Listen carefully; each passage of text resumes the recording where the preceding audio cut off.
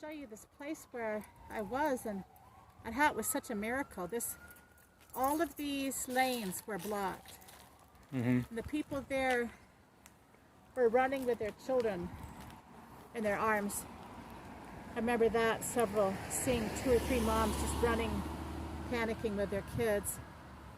But on this side, the fire, as you can see, like look right here, came right into the sidewalk. That actually might be what's left of a power pole, I'm not sure. It was so hot, I mean, it really came through like a firebomb. And you can see, if you look, it's hard to see on a video, but it goes deep. It goes all the way to the freeway and across the freeway. So it's acres and acres, and it continues this way for several miles, as you saw when you came through Phoenix. Yeah. And it's interesting how the fire had a path, like kind of a narrow path almost, and then went wide and then really narrow, and like totally dodged some places, but other places were just gone. It parted like the Red Sea around the dog kennel. It went around it on both sides of the dog kennels, and then it came back together and started and met itself. No way. Saved all those dogs. I don't know why. That's so cool. Yeah, and it did the same thing on one farm. The other farms were wiped out, and this one farm, it split, and it went around the whole farm, and even the buildings. Then it came together again. Wow. Yeah. You can hear even the dogs are more alert than they used to be, because dogs bark for sirens, but they all bark now because a lot of the dogs were in the evacuations too. Yeah. So now you see crow. I mean, it's just so eerie. Lots of crows and lots of black ash, black trees. So I wanted to show you where I was. It's down one more block. Where you were when I called you, because it became clear that I wasn't going to get out of the evacuation. Oh, do you want me to be on the other side? No, this is the side to be on. You're in the right spot. Oh, okay. You're in exactly the right spot. Let's get a shot of this.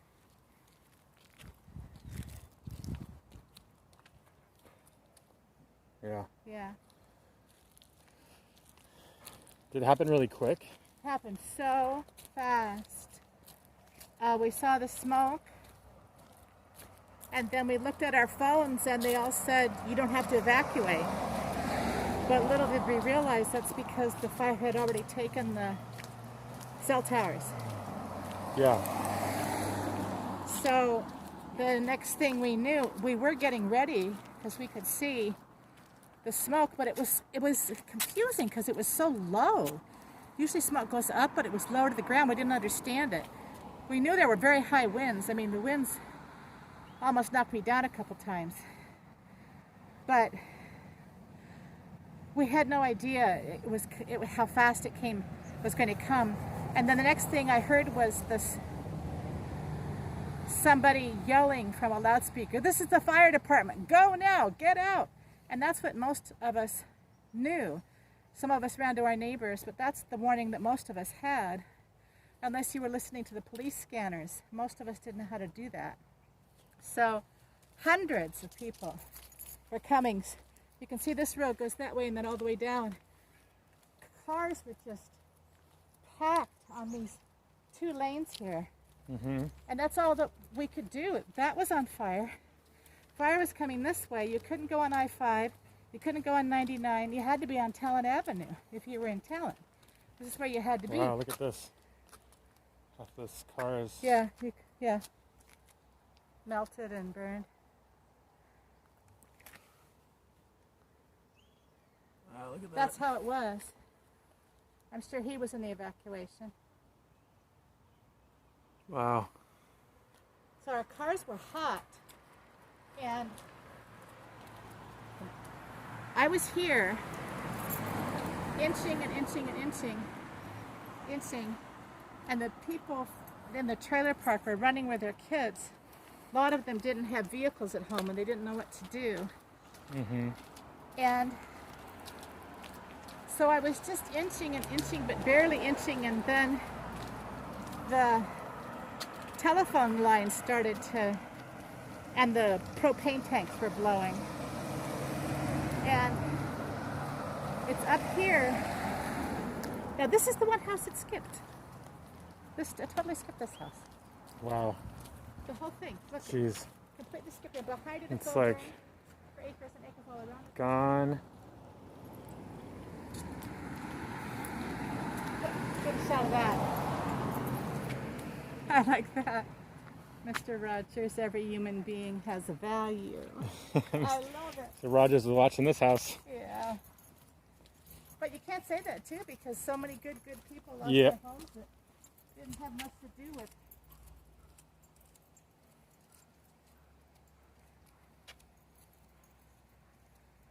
That's cool.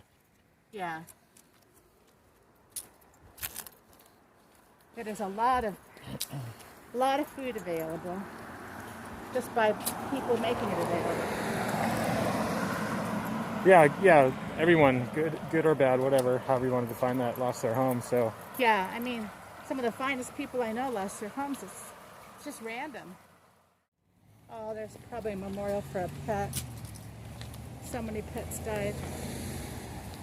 So I was right here, and the fire arched on that tree, and it was sending on the ponderosa pine, and it was sending embers into the cornfield here, which they've since mowed down, but some of the corn's still standing. Look how dry the corn is. Can you see the corn that's still standing? So the embers were landing. There are branches, you can see the branches that were falling from the tree. mm-hmm. They were also blowing because it was high wind, so there were pieces of it blowing across, and fires were starting on that side by the wooden fence, in the corn, up there where you can see the hedges burn, and coming this way across the street, and also going up and over us. The wind was carrying it up and over us. I saw smoke curling up from the cornfield. Wow. I saw bunches of flames, and I'm not the only person to report that. The winds were very high. The winds had no reason to stay on one side of the street, because the winds were high at my house, which is 4 blocks in. Mm-hmm. It makes no sense that this side of the street didn't catch. Wow. Makes no sense. There's no logical explanation for it other than everybody within miles was praying. Mm. Because we, like a lot of people I know that were caught in the evacuation, we were calling our families to say, okay, I love you, and I think this is probably it. Mm. And we were praying for one another, and people were praying for us, and we were praying for the other homes that hadn't caught yet. I mean, we're just in prayer for our community of humanity and the animals and the trees, everything, just in prayer. And this side never caught. For miles and miles and miles, it never caught. But there were burning embers on that side, and there weren't emergency vehicles that could get to it because we had blocked the streets, letting all these people out so that they wouldn't burn. Nobody died in the evacuation. Wow. It doesn't make any sense to me because we were stuck Yeah. for an hour and a half with the flames going. Right over here. Yeah, right next to us. Wow. I mean, and what I did was I eventually went up and kind of broke the rules. I went back on the freeway where you weren't supposed to go towards Ashland, and a bunch of people followed me. I just had a leading to do that. Other people had leadings to go back up into the hills. When people started kind of getting their leadings and following their intuition or following prayer, probably both, that's when the evacuation cleared out. Because people tried to stop going away from the fire. Started going, fire was coming this way, people were trying to go that way. Then we got turned around and pushed back. And then I just went across and got in the freeway and went up into the fire where it started. The timing was perfect by then because the flames were low. There wasn't a lot of high flames. Telephone poles weren't falling down at that point. And I got on the freeway, went back through Ashland, right by where all these smoldering foundations were, and a lot of burnt trucks and things. Anyway, I got back on and I went back past where the fire had started and ended up in an overcrowded area of a parking lot on the other side of Ashland. Other people did the same thing. And it was counterintuitive. I mean, The police couldn't tell us what to do because they would have had to get back in their vehicles and get on the police radio. They were standing outside their vehicles and pointing to things and then running back to get the information. It was changing so fast. They did their very best, but even they couldn't really keep up with it. It was happening so fast. They did a great job. Can we walk a little bit? Yeah.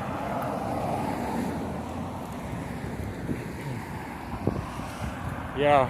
So I felt so at peace when I was calling each one of you.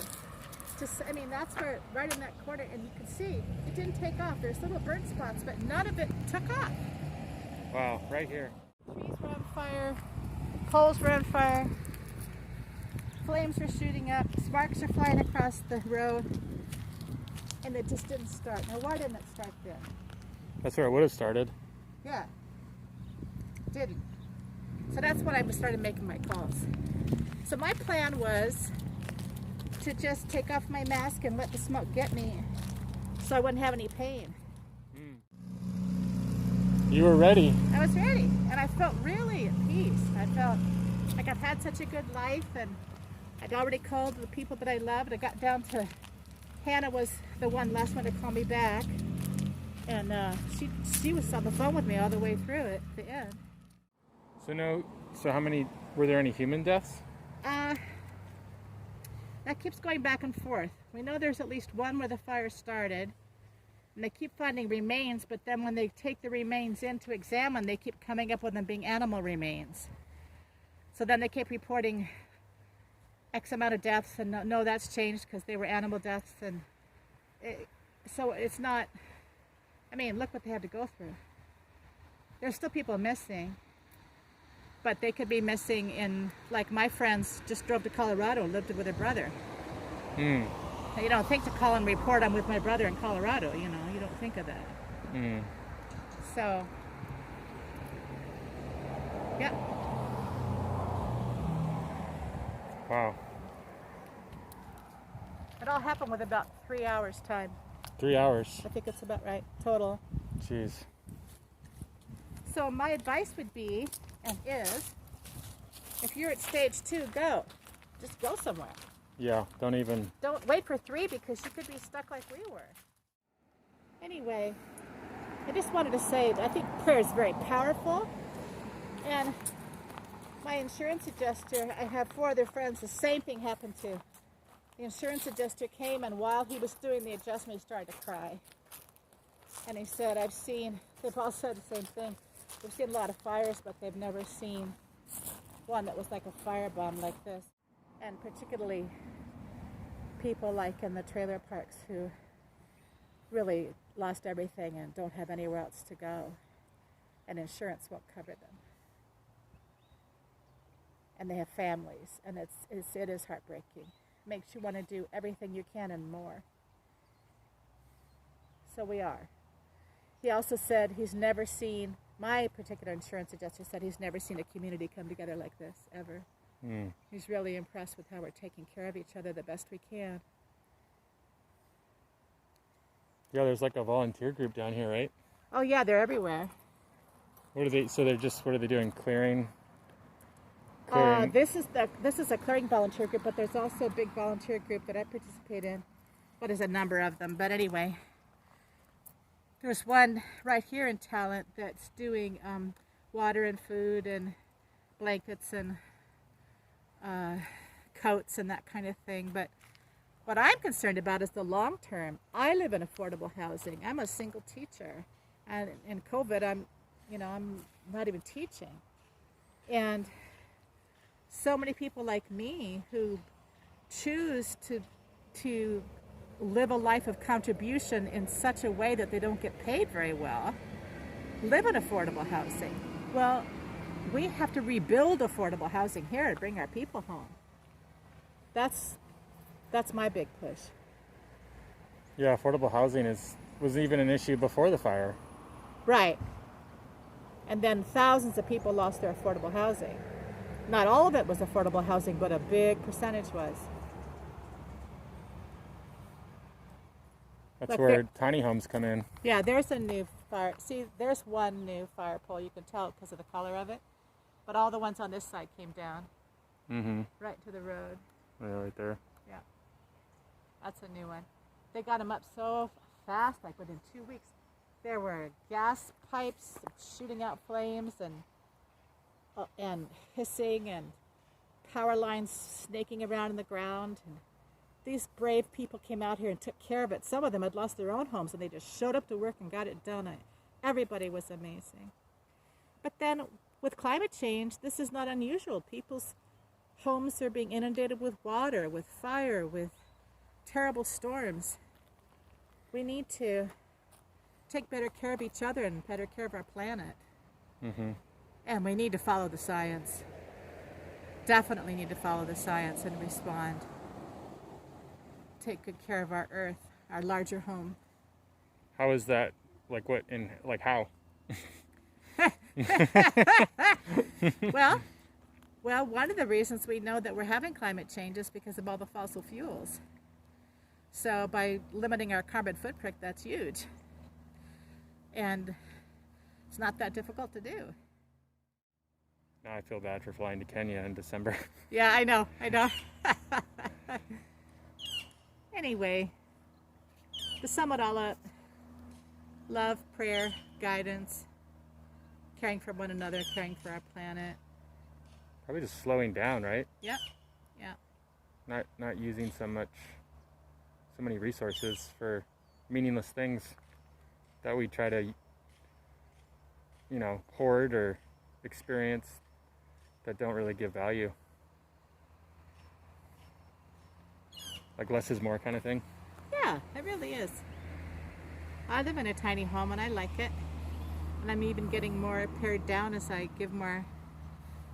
I'm wealthy. I'm absolutely wealthy in so many ways, certainly in terms of love and relationships, but I have a wealth of clothes that I don't need that I can give away, and I have extra food. You start looking around and think about what you can do, and there's a lot you can do.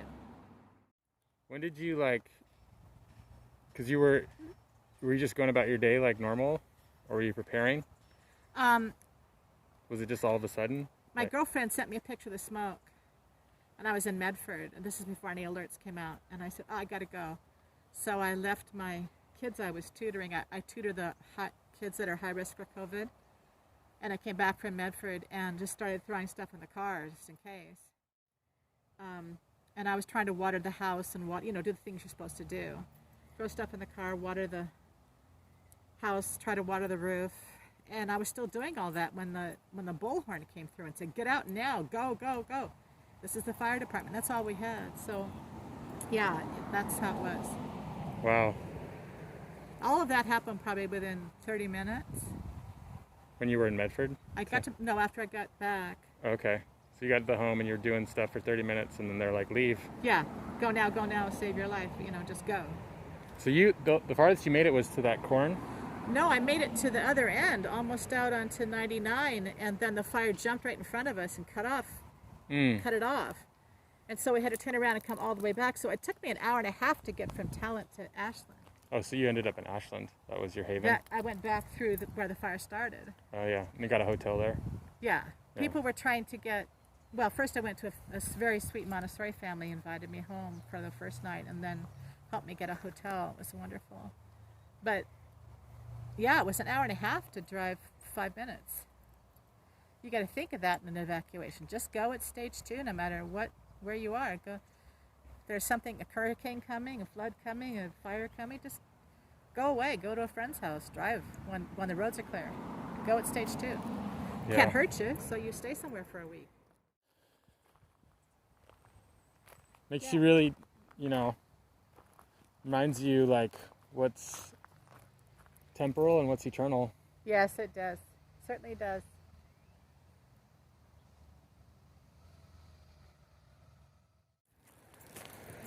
So your major takeaways are, if it's level 2, just get out. Well, yes, and the prayer. I know that because so many people were focused on prayer, and so many people were sure they weren't going to get out, but were stuck here, that it shifted. We got guidance. Yeah, people started we got listening. help. Look at all the dry leaves. The wind was right through here. Yeah. This whole way. It was the entire road. You can tell There's no 12 feet does not make that much difference in a fire this hot. Yeah. And certainly not for the whole distance, but because that side was safe, we all got out. Mm-hmm. Yeah, because a lot of people were on this road. Yeah.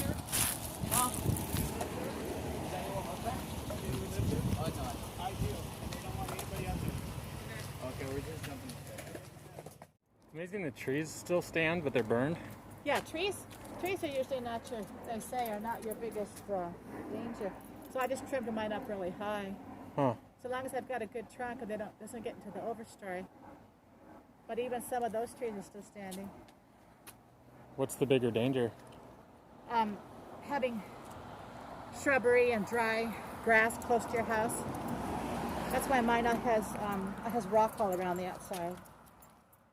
That's, I think, what makes me the saddest is the precious animals that people couldn't get in time. Oh, I hope your little kitty comes home, and I hope she's safe.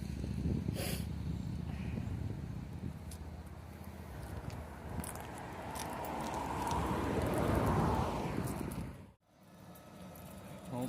Boy, time and time again, so many animals. Oh boy. Yeah, that hits you on the heartstrings. Yeah, it does. Especially when the food's not gone. Yeah. Flags people made. Yeah, stayed strong together. Thank you. Help your neighbor. Love one another. Peace will overcome. Love wins. A lot of them are in Spanish.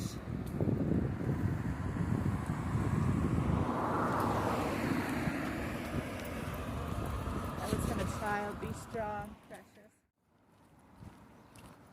And the pet food thing, that's a hard one. Yeah, it's very hard. The children, all the children got out.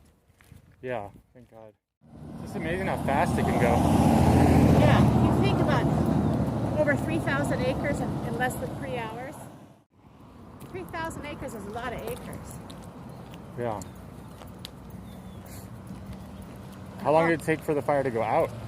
Oh, it went on for days, and it popped up by my place 2 or 3 more times because of the hot spots and then the winds. That's when the firefighters really did their job, boy, to try to keep it over here. But when it was happening, see, there's some power lines that burned.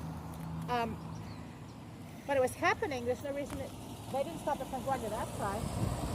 Oh, some of it did go to that side. Look, some of it burned that corner. Wow. Yeah. But no people were harmed. There's the Phoenix. Yeah. Somebody just painted that. Did they really? Yeah, with the ashes, the face of the ashes. It was hot, right? Like. Very hot. My car was hot. I was hot. I was sweating. Were your windows up or down? Huh? Were your windows up or down? Up. Yeah, you didn't want any of that. I mean, it was acrid. It was poisonous smoke. It wasn't doesn't smell like a campfire. It smelled like poison. How long ago was this? September 8th. So like 3 weeks ago? And the fire kept burning until almost exactly a month ago.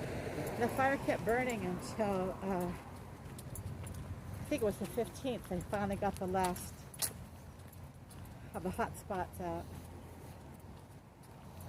Maybe the 16th. I can't remember. Time's very weird. Well, you're not leaving yet. Still got more stuff to do with the kiddos here, I think. Yeah, obviously. I was so sure. You're an angel for those kiddos. Oh, thanks, honey. I tell you, I got pretty grumpy, not with them, but when I wasn't sleeping, I noticed I started saying bad things in my car about other drivers, which is not my usual MO. No, it's not. You never hear me do that, but without enough sleep, man, you get cranky and strange. Yeah, it's true. It's very important. You can go crazy without sleep. Yeah, and say things, and don't write emails. I made the mistake of trying to write some things down when I was sleep deprived and still in shock, and it was not a good idea. You're like, what am I writing? Well, yeah. I read it later and went, wait a minute, what? I don't do this. Well, I just didn't, a lot of it didn't make sense. It was, I mean, really, not the way I usually write. Yeah, it takes you to, experience like this takes you to extremes. Yeah. Like deep compassion to deep like anger. Yeah. I'll wait here. Feel all the feels. Didn't you experience fire when you were younger? I had a house burn when I was in my 20s, but I was never in a fire with flames right there and feeling quite certain that I had no way out. That was my first experience of that. Yeah. It's amazing you felt at peace. Yeah. I think I think that's why people that don't have midlife crises don't have them, because if you've lived a good life up until then, there's no crisis about it. Mm-hmm. In the same way, when it's time to go, if you've loved your life, then when it's time to go, it feels pretty peaceful. How would you define a good life? Close with family, resolving issues, very, very, very few enemies, and if you have any, being prayerful for them, doing what you can to take good care of the planet, looking at your regrets in a way that helped you make better choices. It's wonderful to say you made a mistake, because it's another way of saying I'm wiser now. Yeah. It's a good thing to say I made a mistake. Yeah, I like this one guy says, instead of beating yourself up, just go, duh. Duh, move on, okay. Yeah, I made a mistake. All right. Yeah. Good learning. Yeah, but being wiser from it, and the unwise thing to do, of course, is to dwell there and go into shame. Yeah, which is hard not to do sometimes. Like, Yeah. we're funny humans. Like even that in and of itself, I can beat myself up for. Like I can beat myself up for beating myself up. Yeah, being ashamed of being ashamed. Yeah. Shame on you. Yeah. It's a weird thing, like what we do, how we spiral. That's why we need each other. Yeah, other humans can get us out of a funk. The right ones. The right ones, yeah. There's angels out there. That's why we keep the ones close to us who are encouraging. Yeah. I think it's important. I mean, life's hard enough as it is, so just be kind. Like, it's already hard. Making it harder for others doesn't make it better. That's why I kept my windows rolled up when I was super grumpy and I hadn't slept, and I found myself saying mean things about other drivers. I said, just keep your windows rolled up, girl. Yeah. Till you get out of this funk. I remember last time we talked, you were saying about how to allow yourself to feel emotion for like, okay, you got 30 seconds to be angry. Yeah, like really go for it. Yeah. So I was doing that on some of my runs. I just was letting it all out into the woods, letting the forest absorb it. And it was a good release. Yeah, it is. Yeah. Then it's hard to sometimes push it past that. Sometimes I can stay upset for maybe if I really push it 15 minutes. But when you're really letting it all out, it's hard to go past that if you do that frequently. Yeah. It's good. I just was really honest about my emotions, even if they didn't make sense. I just was like, ah, Good. ah. Oh, that makes you happy. Yeah, it's been a month of release. Good. Not suppressing my anger or my fear, just kind of Yeah, just having it. Just having it and releasing it, let it just flow through me, out of me. Not at anybody else, but in my alone time. It's a sumac. We used to have a sumac endangered. Sumac. Sumac-y. I called it the Dr. Seuss tree. Yeah. That was a great place to grow up. I'm so glad. Thank you for providing that space. You betcha. Seriously. The little island, the teepee. Yeah, that was so cool. Yeah. Yeah, but I like your idea of a good life. think you got to look back and really, everything that makes your shoulders go up and when you wince, say, okay, man, I sure blew it there and I blew it there, but did I make better choices afterwards? If the answer is yes, then that's a good way. Mm-hmm. What helps me is also realizing this is just a blink in eternity. Like, Sure is. we're just making finger paintings down here. Yeah. It's like kindergarten. Yes, our species is very young. Oh, look at that.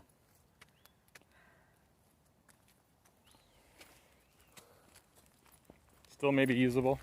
Yeah, it is usable. They used it. For the longest time, I didn't realize that plastic was oil. I feel dumb, but yeah. Yeah. It's just more oil.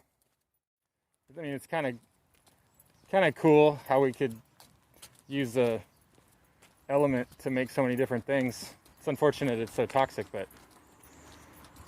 Well, still impressive. we're on a learning curve. We're on a learning curve, yeah. Definitely on a learning curve as a species, and we're gonna have to make a sharp turn on that curve.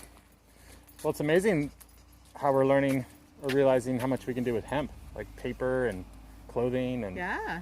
all that kind of stuff. Medicine and all Yeah. kinds of things. I'm gonna say goodbye, sweetie, so you can get Okay. where you need to go on time. I love you so Love you, Mom. much. Thanks for sharing. Yeah, and look at this miracle. I mean, it's a miracle. Yeah.